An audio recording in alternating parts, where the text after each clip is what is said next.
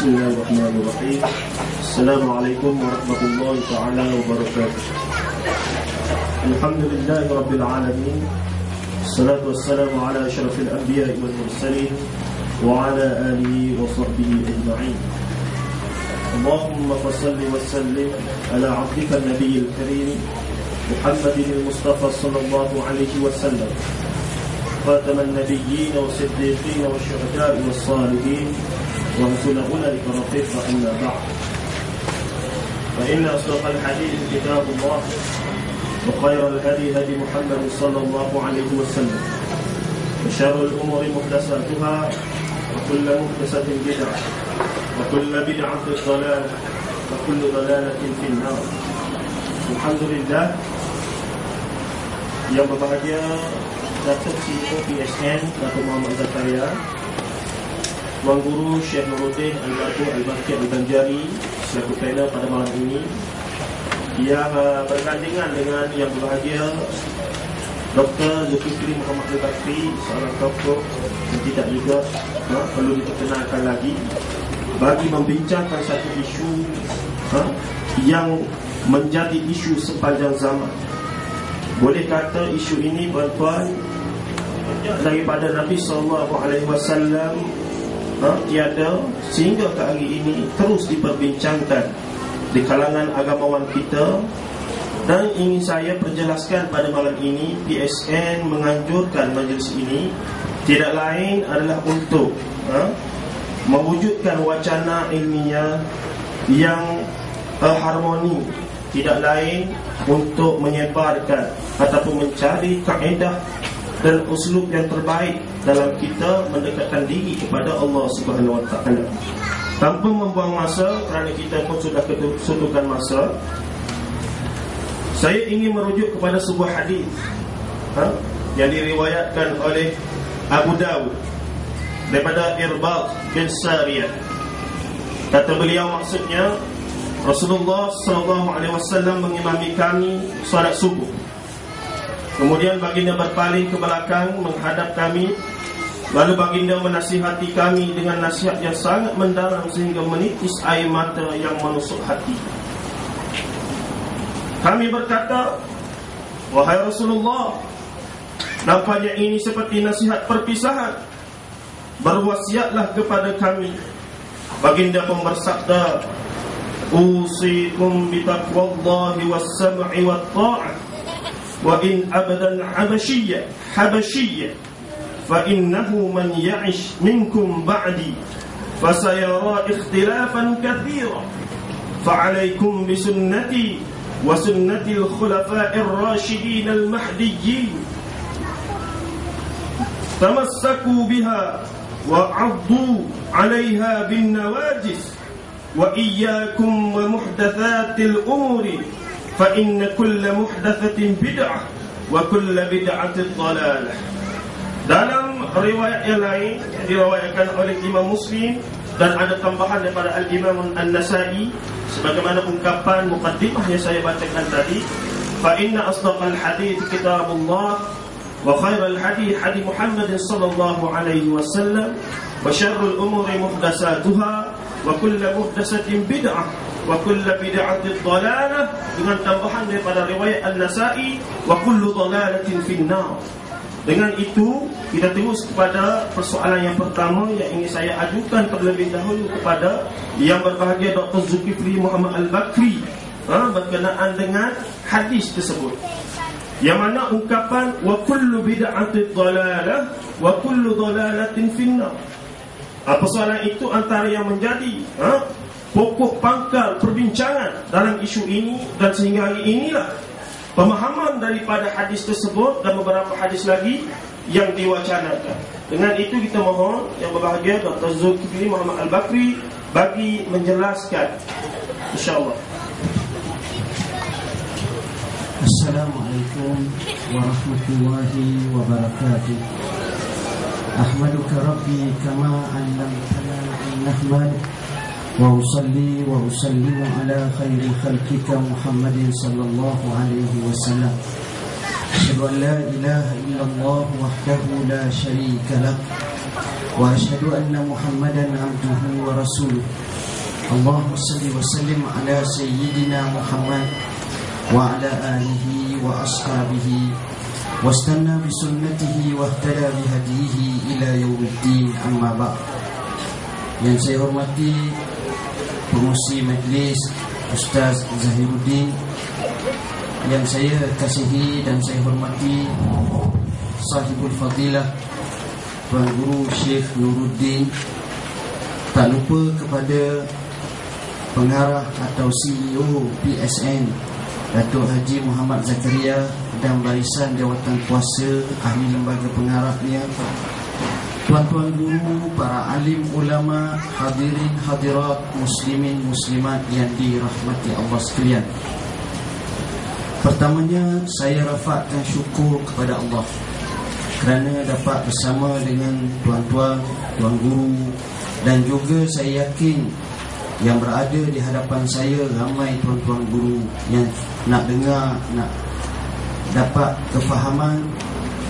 Bukan sekadar itu, tapi saya yakin dan percaya mereka jauh lebih alim, lebih tahu daripada saya.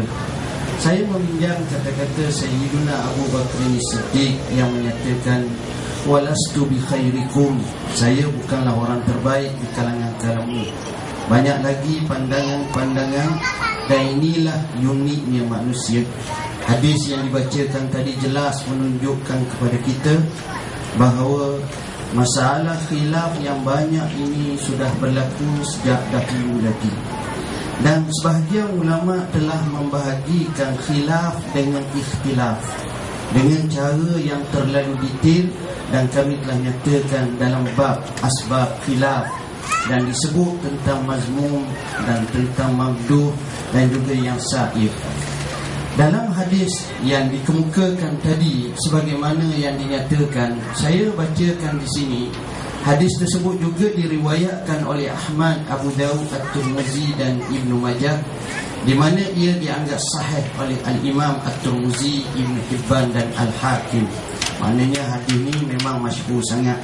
Baik, untuk nak jawab tentang ini, saya nak baca teks dulu. Nak reka payah juga tuan-tuan. Kita bincang bab bid'ah dah reka pula, jadi dua bid'ah pula. Jadi biar satu cukup lah. Baik, di mana apa yang dinyatakan oleh Ibnu Rajab menyatakan berkenaan dengan maksud bid'ah ialah perkara baru yang diadakan tetapi tidak mempunyai usul-usulnya. Di sinilah yang menjadi titik khilaf di kalangan ulama. Dalam syariat yang menjadi dalil ke atasnya, adapun perkara yang mempunyai asas dalam syarak yang menjadi dalil ke atasnya, maka ia tidak digolongkan sebagai bid'ah menurut pengertian syarak. Sekalipun dari sudut bahasa ia tergolong dalam arti kata bid'ah. Ini tafsiran yang disebut oleh para ulama. Persoalannya tuan-tuan dan puan-puan yang dirahmati Allah, apabila disebut hadis tadi, saya teringat apa yang dinyatakan oleh Al-Imam Al-Qarafi rahimahullah. Imam Qarafi menyatakan bahawa dalam isu hadis Nabi SAW ataupun ayat Al-Quranul Karim, pertama isunya ialah dari sudut lafaznya atau apa yang dipanggil sebagai dalilnya. Dan yang kedua yang lebih besar daripada itu ialah dari segi fahmul murad bid dalil. Kita faham dikehendaki daripada dalil tersebut. Jadi dalam hal inilah yang mungkin kadang-kadang kita terlupa dan kita rasa ini zahirnya begitu. Saya contoh hadis yang sahih yang diriwayatkan oleh Al-Bukhari. Rasulullah sallallahu alaihi wasallam bersabda, la yusalliyanna ahadukum al-asra illa wa fi Bani Quraizah atau kama qala. Maknanya jangan seseorang kamu solat asar, hai sahabatku, yang dihantar kepada perkampungan Bani Quraizah untuk dikepung orang Yahudi tersebut, jangan sembahyang asar kecuali sampai di sana. Jadi bila dalam perjalanan masuk waktu asar, bila masuk waktu asar timbul persoalan, ya ke boleh sembahyang ke tak? Pendapat pertama kata kena sembahyang. Sebab mafhum Nabi nak supaya kita cepat. Yang kedua kata tidak, kita mesti pegang. Nabi kata tak boleh, maka kita pun tak boleh, walaupun habis waktu.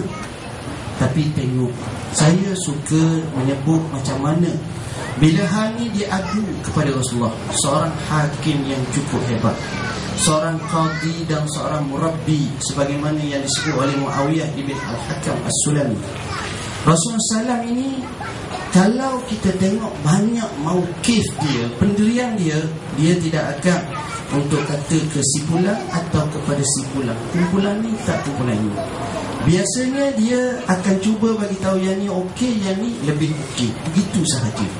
Jadi di situ Rasulullah SAW tengok, dia tidak menyatakan yang ni salah, yang ni salah, sebab dia cakap macam itu. Tapi di situ kita faham kehendak dan kefahaman itu tak sama. Di mana kefahaman seseorang itu tak sama antara satu sama lain. Atas asas inilah yang mungkin menjadi khilaf, yang menyebabkan jadi bergiam-giam dan sebagainya. Kembali kepada hadis Nabi SAW itu. Hadis Nabi menyebut betapa bid'ah ini tidak dibolehkan. Kita boleh terima kenyataan itu apabila kita memasukkan masalah bid'ah yang tidak boleh diterima, iaitu bid'ah yang tidak dipersetujui oleh ulama, yang dianggap sebagai bid'ah yang dalalah. Adapun bid'ah yang dari segi istilah tasyri'nya, istilah lafzinya dan sebagainya, yang dibahagikan termasuk oleh Al-Imam Syafi'i rahimahullah, maka di situ jelas kita nampak. Dan inilah yang telah diterima oleh kebanyakan para ulama. Saya tak mahu pergi lebih jalan lagi dalam isu ni. Saya rasa sebagai mukaddimah, saya sebut bahawa maksud bid'ah ialah setiap yang direka-reka, tiada kena-mengena dengan syariat Allah, dengan sunnah Nabi, bahkan bertentangan daripadanya. Saya nak mengakhiri hal ni apabila seorang guru kami, Fadilatul Syekh Usamah Ar-Rifai hafizahullah ta'ala, bila orang tanya hadis man ahdasa fi amrina ma laysa minhu fa huwa raddun, dia menyatakan di sini Rasulullah sallallahu alaihi wasallam menyebut ma laysa minhu. Kalau ma minhu, adakah dia mardud? Maka jawab dia sudah tentu akan jadi makbul. Jadi sekadar itulah yang dapat saya sampaikan untuk peringkat ini. Wallahu a'lam. Alhamdulillah, saya kira satu penjelasan yang sangat jelas, satu penjelasan yang sangat murni daripada yang bagi Dr. Zulkifli Muhammad Al-Bakri. Kepada tuan-tuan dan puan-puan yang sedang menonton, menyaksikan wacana yang sedang kita jalankan, insya-Allah saya akan hanya mengajukan dua soalan kepada dua panel kita ini, setiap seorang.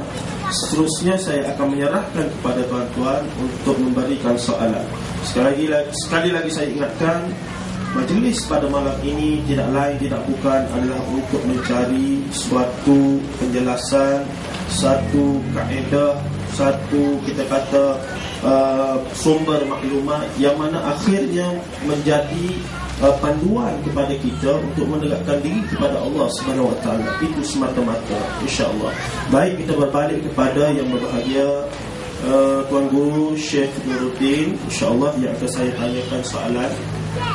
Baik, dalam beberapa pembacaan ataupun penulisan, saya hanya mendapati secara peribadi banyak perbahasan yang berkenaan dengan bid'ah yang disebut sebagai bid'ah hasanah secara termanya hanya didapati dalam perbincangan mazhab Syafi'i. Sedangkan mazhab lain agak kurang mungkin dalam membincangkan hal ini. Mungkin Syekh boleh, Tuan Guru boleh menjelaskan kepada kita, memberikan pemurnian kepada kita, kenapakah di dalam mazhab Syafi'i khususnya banyak mewacanakan tentang bid'ah hasanah selain daripada wujudnya bid'ah dalalah. Dalam masa yang sama, mungkin juga Syekh boleh menjelaskan kepentingan dan untuk kita sebagai orang Islam, khususnya di Nusantara, Malaysia, Indonesia dan sebagainya, dalam bermazhab, insya-Allah. Dalam kita untuk berpegang pada mazhab, insya-Allah.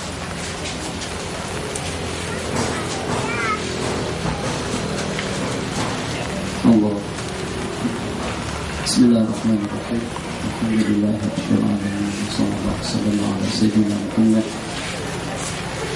khatamil anbiya wa habibir rabbil alamin Nabi Qasim al-Amin wa ala alihi wa sahbihi ajma'in Rabbi yassir wa la tu'assir Rabbi tamin bi khair. Ucapkan berterima kasih kepada pengurusi majelis Khulal Fadil Dr. Nur Habibullah Billah Diyufana Al-Azhar. Rasanya tidak terlalu aneh atau tidak terlalu pelik kalau dengan pertanyaan yang semacam yang telah kita dengar tadi itu dipertanyakan oleh moderator kita, dan itu berdasarkan pengalaman dan pengamatan pribadi daripada pihak pengurusi majelis yang menyatakan bahwasanya pembahasan tentang bid'ah hasanah dan dhalalah itu lebih banyak dibicarakan oleh ulama-ulama Syafi'iyah. Ini jelas tidak tepat atau juga tidak betul. Jadi dengan kita cukup dengan mengambil beberapa buah kitab yang ditulis oleh ulama ashabil madzhab. Misalnya seperti Syarah Arba'in Nawawi yang ditulis oleh Imam Ibnu Rajab, jelas itu ulasannya al-madzhab Hambali. Kita buka kitab Bustanul Arifin atau juga dengan Al-Arba'in Nawawi, jelas di sana dengan ungkapan tentang bid'ah itu dibahas oleh salah satu ulama daripada madzhab Syafi'i. Hampir tidak jauh berbeda juga dengan mazhab-mazhab lainnya. Jadi suatu hal yang tidak tepat kalau dikatakan hal-hal yang berkenaan dengan bid'ah yang disebut bid'ah dhalalah, bid'ah hasanah, itu hanya diungkap dan dibahas oleh ulama-ulama Syafi'iyah semata-mata. Tadi telah kita dengar definisi daripada bid'ah dhalalah itu seperti apa. Satu perkara baru, satu hal yang direka-reka oleh seseorang yang tidak mempunyai asas dan yang tidak mempunyai landasan hukum daripada Al-Quran dan hadis, atau dengan bahasa yang telah diperdengarkan tadi, ma laisa minhu, sesuatu yang tidak termasuk dalam ruang lingkup agama, itu yang dikatakan bid'ah dhalalah. Jadi suatu hal yang pelik. Ini saya mengatasnamakan al-mu'arif, bukan mengatasnamakan sebagai penyokong kepada pendapat yang telah kita dengar tadi. Jadi kata mereka, antara mendapatkan penasihat yang seperti itu dari mana? Itu jangan direka-reka, jangan dibuat-buat. Nabi kita kata, kullu dhalalatin, semua perkara yang dhalalah, kullu bid'atin dhalalah. Nabi kita tidak memberikan satu pengecualian, tidak ada istisna dalam hadis. Kul, kata mereka semuanya. Semua perkara baru, semua benda yang Nabi kita tak pernah buat dan juga tidak pernah dilaksanakan di zaman sahabat, dhalalah. Dan wa kullu kulliyah amat tamat, tiap yang dhalalah itu akan membawa kepada api neraka. Jadi kita itu juga dengan ulama-ulama kita yang mengatakan bid'ah terbagi kepada dua, bid'ah hasanah dengan bid'ah madhmumah, itu atas dasar apa? Inna lillahi wa inna ilaihi raji'un. Alimta syai'an wa ghaba anka asya'un. Jadi memang kalau pada saat dengan kita hanya setakat baca isu bid'ah saja, yang menulisnya Salafi, yang mengulasnya Wahabi, yang mendengarinya nus-nus separuh-separuh, Salafi ada, Wahabi ada, takkan sampai pada sasaran yang kita targetkan. Bagaimana dengan Al-Imam Asy-Syafi'i membagikan bid'ah kepada hasanah dan juga kepada dhalalah? Coba dengan kita kembali ke belakang. Cakap saja, senang. Karena kebanyakan masyarakat kita tidak memahami hakikat hadis yang telah diperdengarkan tadi, ini yang menyebabkan mungkin tidak kurang daripada 2/3 penduduk dunia Islam sekarang ini dalam keadaan dhalal, ahli bidah, ahli dhalalah, wa ahli nar. Hakikatnya, sebab kalau di Nusantara, siapa yang tidak terbabit dengan baca yasin pada tiap malam Jumat? Siapa yang tidak terbabit dengan dikasih dabudah yang dilantunkan tadi itu? Bukan setakat dibid'ahkan saja. Pengarang Orangnya dikatakan sesat, bukan setakat sesat saja, dikatakan ahli syirik. Kenapa? Sebab beliau mengatakan, ya akramal khalqi maliman aludu bihi siwaka inda hululil hadisil amimi. Wahai semulia makhluk, ya akramal khalqi maliman aludu bihi, kepada siapa untuk aku mengadu, untuk aku mendapatkan perlindungan selain daripada kepadamu. Ini kata mereka syirik. Sebab kita memohon perlindungan, meminta perlindungan, menginginkan suatu keselamatan dunia dan akhirat, itu kepada Allah, bukan kepada makhluk, bukan setakat ditabdi. Jadi karena tidak memahami makna daripada hadis yang berkenan tadi itu, akhirnya kumpulan kita atau kebanyakan daripada masyarakat Nusantara ya ima dikatakan mubtadi'in, ya ima dikatakan min ahlil dhalal, atau dengan bahasa yang lebih fasih akan masuk neraka. Jadi yang merupakan tanya, sebab pertanyaan itu terlampau sempit. Pembahasannya di kitabnya ada dalam 300, 400, 500, 600 muka surat. Kenapa dia dengan satu pertanyaan? Untuk Ustaz Zul 2, untuk saya 2, takkan tuntas masalahnya. Kita duduk kena satu malam di sini.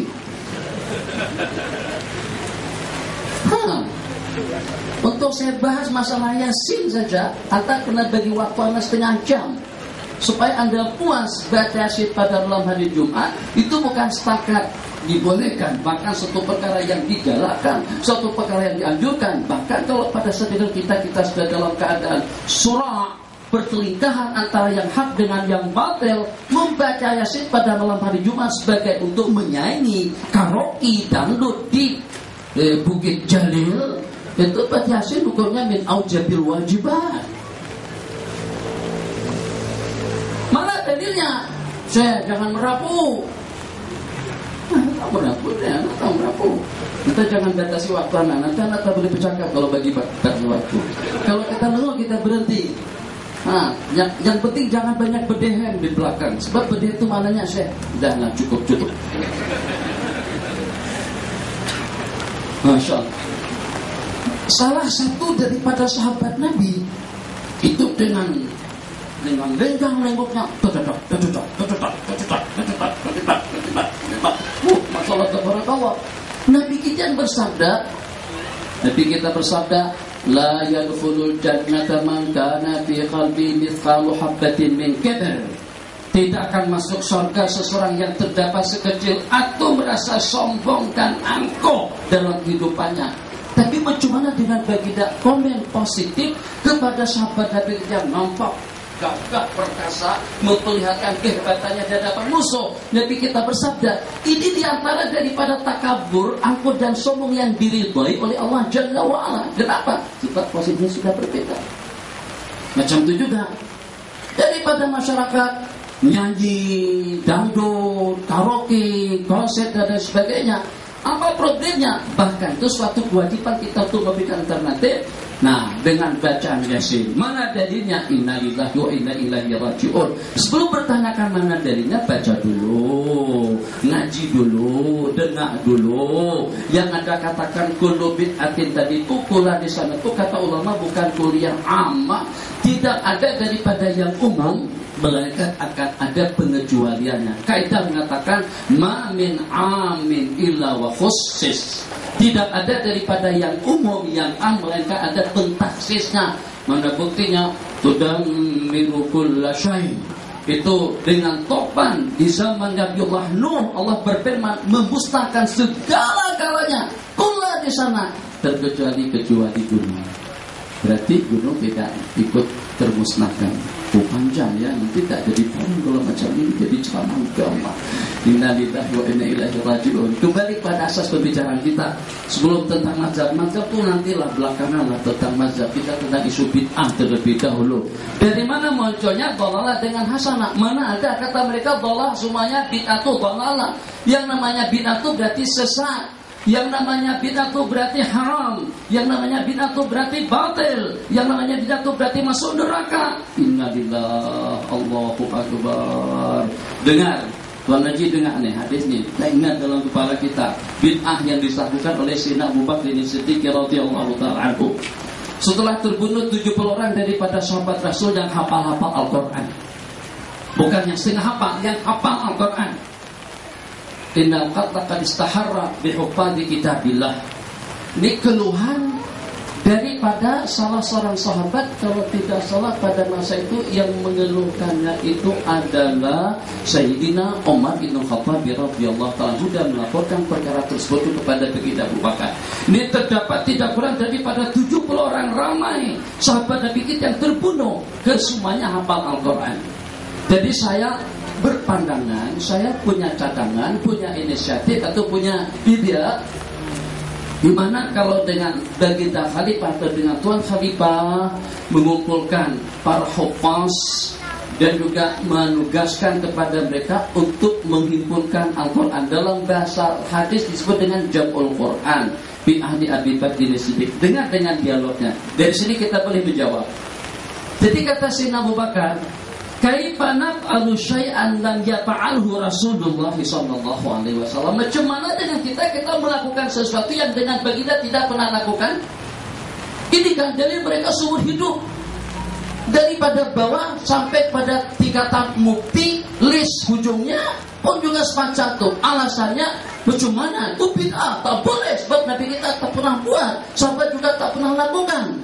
Dengar dialog daripada dua orang sahabat, bagaimana kita melakukan sesuatu yang dengan baginda tidak pernah melakukannya. Kata si Numan, insyaallah khair, insyaallah elok, insyaallah bagus. Fasyarahallahu sadra Abi Bakrin bima syara bihi sadra Umar. Allah bagikan juga kepahaman kepada baginda Abu Bakar sebagaimana yang telah Allah anugerahkan kepada Sayyidina Umar. Beralih daripada Sayyidina Abu Bakar kepada Sayyidina Zaid bin Sabit sebagai salah satu daripada hafidhul kitabillah pun juga dengan pertanyaan yang sama. Macam mana dengan kita melakukan suatu perkara baru? Nah, mungkinkah kira-kira Salafi dari mencabar Salafi di Malaysia atau juga dengan Wahabi yang ada di sini, siapa yang berani mengatakan Sayyidina Abu Bakar terbabit dalam satu perkara bid'ah? Yang sudah mendapatkan garansi dan jaminan surga beberapa kali daripada Rasulullah SAW. Beliau melakukan suatu perkara baru yang dengan baginda tidak pernah melakukannya. Salafi yang mana yang mengatakan tarawih kali pertama dikerjakan secara berjamaah, baginda tak pernah kata secara berjamaah. Nabi kita bersabda, man qama ramadhana imanan wa ihtisaban ghufira lahu ma taqaddama min dhanbi. Nabi kita bersabda, barang siapa bangkit bersembahyang atau melaksanakan sembahyang malam dengan penuh iman, muhtasib dengan penuh keyakinan, dengan harapkan ganjaran pahala daripada Allah, terus ikhlas kerana Allah, akan terampunilah dosa-dosa kesalahan yang telah lalu. Malam pertama Nabi kita laksanakan ada dengan segelintir sahabat yang ikut. Malam kedua cukup lumayan ramai. Malam ketiga Nabi kita tidak pergi. Berarti kalau kita ikut sunnah hanya setakat 2 malam pertama saja dikerjakan secara berjamaah. Kenapa Salafi mengerjakan salat tarawih berjamaah sepanjang bulan Ramadan? Dan kenapa juga dengan Salafi ikut berjamaah dengan satu orang imam? Sedangkan baginda tidak pernah menyarankan yang semacam itu. Itu satu perkara baru yang berlaku di zaman Sayyidina Umar. Sampai dengan beliau menggunakan suatu istilah yang indah sekali. Kata beliau, setelah kumpulan muslimat dengan diimami oleh Sayyiduna Tamimun Dari, dan juga setelah dengan kumpulan daripada kaum muslimin diimami oleh sahabat Ubay bin Ka'ab, kata Sayyidina Umar, nikmatil bid'atu hadihi, alangkah indahnya perkara bid'ah yang seperti ini. Macam mana dengan Sayyidina Umar mengatakan bid'ah itu indah, elok dan bagus? Salafi mengatakan dalalah wa kullu dalalatin binar dengan sepenuh mulut. Yang akhirnya nak macam mana kita boleh bersatu-satu, nak macam mana hati kita boleh bening dan tenang, macam mana perasaan kita tidak tergugah seketika dengan kita yang beramal untuk jadi ahli khair saja ternyata dikatakan min ahli dhalalah. Sedikit saya kongsikan, tapi tidak mencadangkan atau tidak menyarankan semacam itu. Ada cerita Ustaz muslim sedikit pengalaman. Jadi pada masa saya di Medan, jadi pada waktu itu ada salah seorang daripada hamba Allah yang sangsing sungguh, kaki macam-macam lah. kaki minuman, kaki perempuan, kaki cuti, kaki apa, macam-macam. Jadi semua kemaslahatan dia pernah terjadi. Beberapa saat kemudian ternyata dengan dia ditashkil atau ikut mendengar bayan daripada jamaah tabligh, dia pun boleh terima